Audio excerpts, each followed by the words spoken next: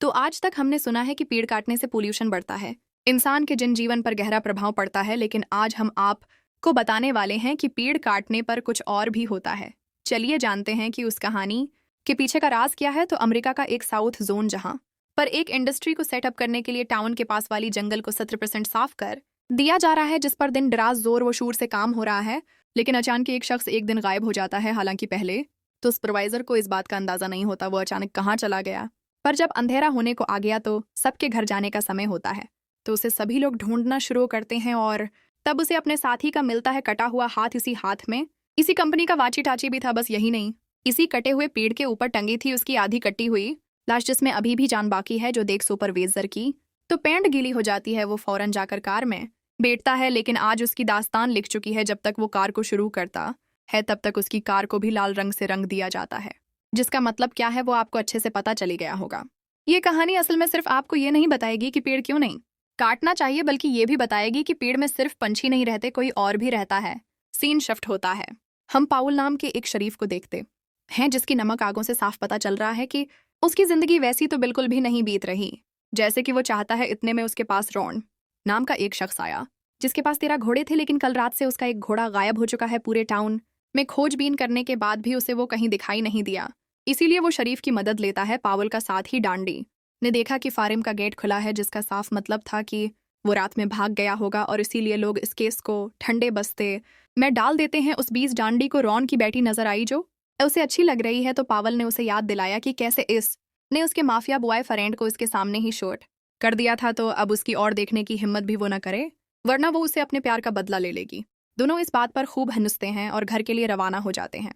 हमें पता चलता है कि पाल अपनी बीवी के साथ नहीं रहता और कुछ अम्मी से भी ज्यादा हैं उसकी ख्वाहिशें, जिस पर पाल खड़ा नहीं उतरा। हालांकि वो कोशिश तो बहुत कर रहा है, लेकिन उन दोनों के बीच उसका बेटा एडम फंस रहा है कि रास्टर्ड है। तो एडम अपने डीड के साथ रहने के लिए चला जाता है। डिनर बनाते समय एडम ने पूछा वो और मोम दोनों लोग साथ में रहेंगे पहले की तरह। तो उसके पिता ने कहा कि बेटा अभी समय लगेगा, क्योंकि अच्छी चीजों को समय लगता है। पल नहीं चाहता कि उसकी जाती जिंदगी का असर उसकी बेटी की जिंदगी पर पड़े, इसीलिए वो उसे कुछ भी सच नहीं बता रहा है। तभी उसे किसी की आहट सुनाई दी। वो तुरंत ही बाहर टच लेकर गया, वहां तो कोई भी नहीं था, इसीलिए वापस आ गया और एडम को ले जाकर इसके बेडरूम में सोला दिया, खुद भी सोने के लिए चला गया। अब जब सुबह हुई तो ढूंढी उसके पास काफी घबराते हुए आए और बाहर चलने को कहा। जब वो बाहर गया तो वहां किसी के फोटो प्रिंट थे, जिसे देखकर ये साफ पता चल रहा है कि ये इंसान तो बिल्कुल भी नहीं था। इतने बड़े फोटो प्रिंट तो बड़े से बड़े भालों के भी नहीं होते, तो फिर किस के थे ये? इसी खोज में ये थोड़ा और बाहर गए तो देखा कि ये इंसान तो उसके घर से निकलकर जंगल की ओर जा रहा है। टाउन के लोग भी वहां गए, जो बॉल को अजीब सी निगाहों से देख रहे हैं, क्योंकि ये चीज उसके घर से ही निकल कर जा रहा था। इसीलिए वो डोनी को जंगल में चलने को कहते हैं, जहां जाकर पहुंचकर उसे कुछ पेड़ों पर इतने के निशान मिलते हैं। और ये सब देखकर ये दोनों फॉरेन स्टेशन आया और फॉरेस्ट रेंजर से कॉल करके उनसे बात साझा की, ताकि वो कुछ बता सके। पर उसका कहना था कि उन्होंने ऐसा कुछ आपसे पहले कभी नहीं देखा और न ही कभी सुना है। हो सकता है कि ये कोई प्रैंक हो, पर पाउल को ये प्रैंक तो कहीं से नहीं लग रहा है, इसीलिए वो थोड़ा समय और लगाता है ताकि कुछ और सबूत उठा कर सके। टाउन के लोग अब डर चुके हैं। वो उनसे ये झूठ कह देता है कि ये प्रैंक था और इसमें डरने की कोई बात नहीं है। अब एक दिन जब पाउल चर्च गया तो फादर ने उसे साझा किया कि उनके पास एक डॉग हुआ करता था, लेकिन अचानक एक दिन वो कहीं गायब हो गया। और मैंने सुना कि रॉन का घोड़ा भी अचानक गायब हो चुका है। ये सब तुम्हें कुछ अजीब नहीं लग रहा है? तो वो कोई जवाब नहीं देता, और देता भी क्या, जवाब कुछ कहने को इसके पास था ही नहीं। इस स्टेशन में डूनी अभी भी काम में अविष्ट है। इस दौरान उसे पाल की ड्रोन में कुछ तस्वीरें मिलती हैं, जो कि एक बच्चे की थी, जिसे देखकर वो थोड़ा अचंभित हो जाता है और सोच में भी पड़ जाता है क्या कोई कंकशन है उस तस्वीर का इस कहानी से, या फिर पाल से ये समय ही बताएगा। फिलहाल अब पाल ग्रोसरी स्टोर में जाकर खुद के सामान खरीदता है। इस दौरान कीशर क्लारा उसे इसी पंजों के बारे में सवाल करती है, तो वो कहता है कि वो बस एक प्रैंक था, साथ वाले टाउन के लोगों ने किया था, ऐसा कोई डरने की जरूरत नहीं है।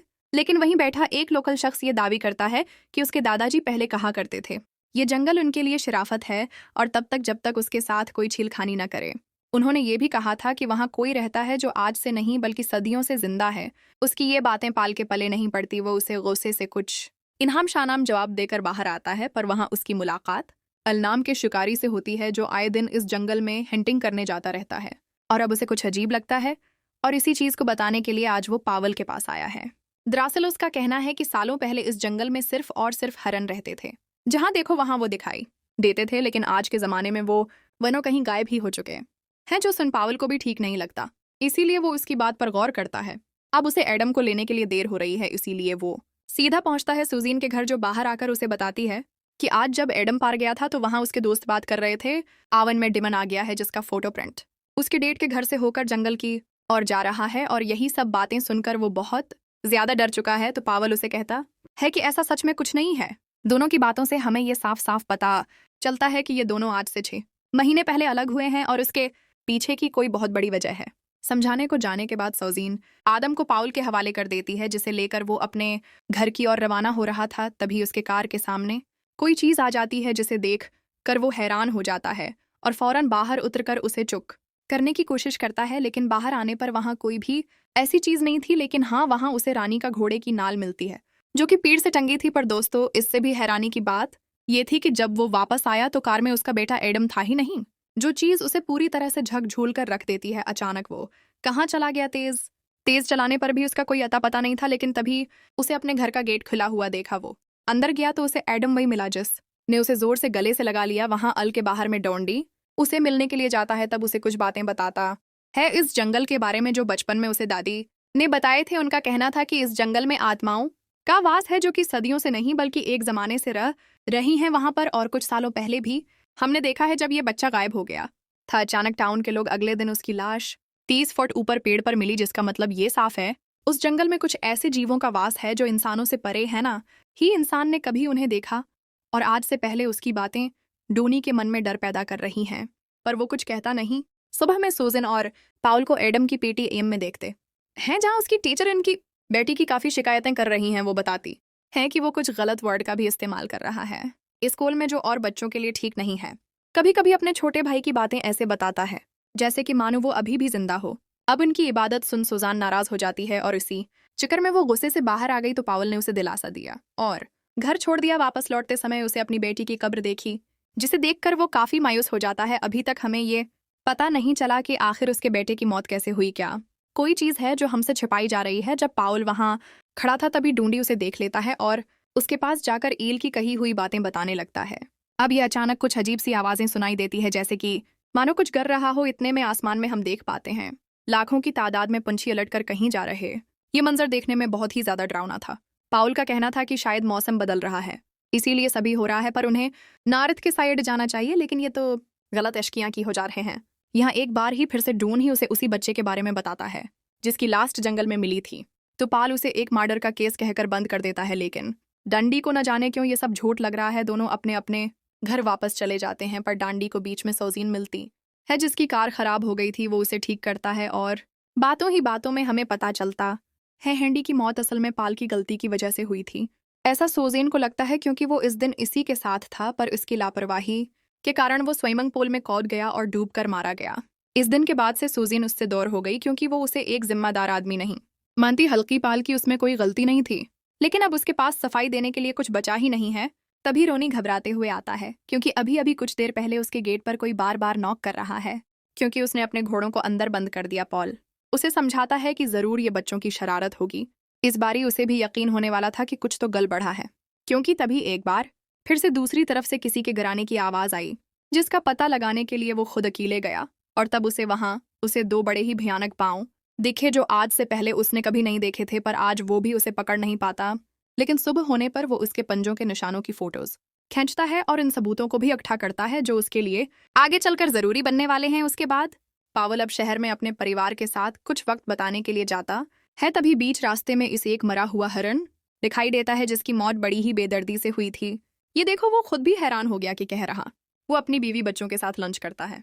जोरान आदम दोनों से कहता है कि उसे उन दोनों के साथ रहना है, तो पाउल उससे फिर से वही बात कहता है कि अभी थोड़ा वक्त और लगेगा बेटा, उसके बाद हम सब साथ में रहेंगे। वापस लौटते रहे हैं, पाउल को थोड़ा लेट हो गया, पर एक बार फिर उसे जंगल के बीच रोड पर एक मरा हुआ हरण दिखाई दिया। वो फिर उसे कार से नीचे उतरता और चेक करने गया, और उसकी भी मौत सेम सुबह वाले की तरह हुई थी कि तभी अचानक से उस पर किसी आग या चीज से हमला होता है, जिसका वो सिर्फ हाथ ही देख पाता है, जो था इंसान जैसा लेकिन बहुत ही खतरनाक और बड़ा। पावल फौरन कार में आकर बैठ गया। उसने ये सारी बातें डूनी को भी बताई, क्योंकि अब उसे यकीन हो चुका है कि सच में कुछ ना कुछ तो है जो इन्हें दुख नहीं रहा, पर वो पूरे टाउन के लिए खतरा है। अब नेक्स्ट सीन में हम 3 शिकारियों को देखते हैं जो अपने शिकार की घात लगाने के लिए तैयार थे, पर वो इस बात से अनजान है कि कोई और भी उनकी घात लगाए बैठा है जिसने पलक झपकते ही तीनों पर हमला भूल दिया। इसी रास्ते से गुजर रहा पोल अपनी कार के सामने खून के निशानों को देख कर रखता है और पास की चीजों को देखना शुरू करता है। तभी अचानक उसके पीछे कोई आता है। ये उन्हीं 3 शिकारियों में से एक था जो अपनी जान की भीख मांगता है। वो ऑल फॉरेन पुलिस स्टेशन लेकर उसे जाता है और पूछताछ करता है, जिसमें उसने सब कुछ बताया कि एक ही झटके में उसके दोनों दोस्त मारे गए, लेकिन वो भाग गया और यही वजह है कि उसकी जान बच गई। लेकिन वो जो कुछ भी था, बहुत और खतरनाक भी इंसान, उसका मुकाबला तो नहीं कर सकता। उसके साथ साथ वो शातिर भी है। ये सारी बातें सुनकर पाउल को यकीन हो गया है कि एल जो कुछ भी कह रहा है वो सच है, और साथ में डून भी। तब उसके पास अलकी कालाई जो उसे फौरन जंगल में आने को कहता है। वहां पहुंचने पर उन्होंने देखा कि तकरीबन 30 फुट ऊपर पेड़ पर इन 2 शिकारियों की लाश टंगी है, जिन्हें बड़ी बेरहमी से मार दिया गया। ये सब देखकर पाउल को आज से 14 साल पहले उस खोए हुए बच्चे का ख्याल आया जो कि अबू बहू इसी तरह मारा गया था। उसने फौरन सारे सबूतों को इकट्ठा किया और हेयर डिपार्टमेंट को उसकी तला दी। रात में अब मौसम खराब होने लगा है, इसीलिए पूरा टाउन बंद हो जाता है। साथ साथ में अपने अपने घर में बैठ जाते हैं। पूल भी बंद था। तब उसके पास ढूंढी मिलने के लिए आता है, जिसे वो कुछ एविडेंस दिखाता है जो उस कंपनी के थे जिसके वर्कर ने जंगल को काटने का काम किया, जिन्हें हमने कहानी की शुरुआत में देखा था। वो भी अचानक से गायब हो गया, पर उनके साथ एक रिकॉर्डिंग थी जिसमें हल्का साकिस था उस शैतान का, जिस देखा भी ने पूरा यकीन हो जाता है कि हालात बिगड़ने वाले हैं, क्योंकि पाउल को ये अलग उस कंपनी ने उस जंगल को काट कर अच्छा नहीं क्या, क्योंकि उस क्रीचर का वो घर था और उन्होंने उसे इजाड़ दिया, उसीलिए वो हमारे घरों को तबाह कर निकलिया है। डोनी के जाने के बाद उसे एडम की चीखने की आवाज आती है। वो भागती हुई गया तो देखा क्योंकि घर के बाहर वो आ गया जिसका डर था वो आ चुका है। पाउल फौरन उसे लेकर बाथरूम में छिप गया और तुरंत ही डूनी को आने को कहता है, जो इसके कुछ ही देर बाद आ गया। दोनों ने मिलकर टाउन के सभी लोगों को चर्च में बुलाया, वहीं रहने को कहा क्योंकि बाहर बहुत ज्यादा खतरा है, जो कि सच भी था क्योंकि बाहर अब एक क्रेशन नहीं बल्कि बहुत सारे आ चुके हैं और इनमें से एक से ये दोनों लड़ते भी हैं।